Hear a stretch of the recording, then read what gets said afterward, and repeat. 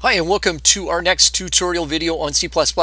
Remember that there's many tutorials on YouTube that can help you learn C++. This series is designed to be short and to the point so you can get programming right away. After watching this short tutorial, I highly recommend that you open up a free editor like Replit and try what I have shown you. You will learn a lot by playing with the code. In this program, we're going to learn how we can get user input. So in line 2, make sure you include hashtag include IOStream. We need that in our program. As compared to the last program, we added another line here because there's always more than one way you can do things in programming.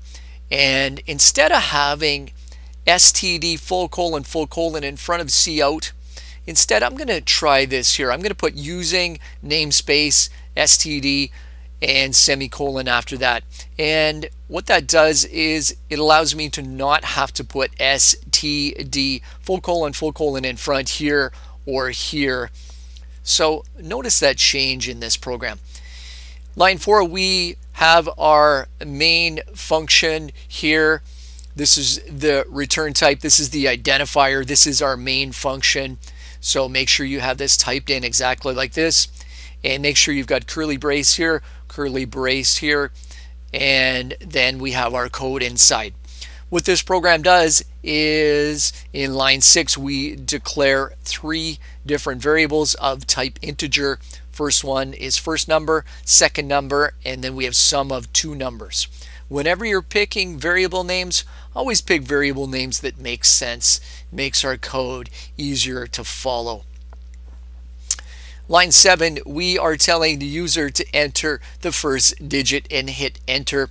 Line 8, what that does is it takes whatever the user entered for that integer and it stores it into the variable called first number.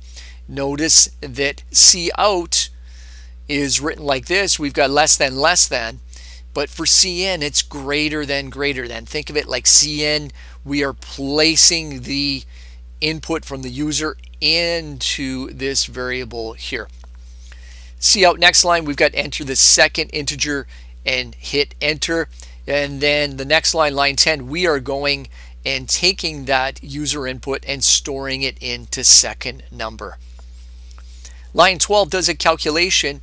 It takes the first number and it adds to the second number and stores it into sum of 2 numbers. So in programming, we do the calculation over on the right hand side and it gets stored into the variable on the left hand side. Line 14 is going to display that first number, whatever that is, plus the second number, whatever the user entered, is going to equal the sum of 2 numbers.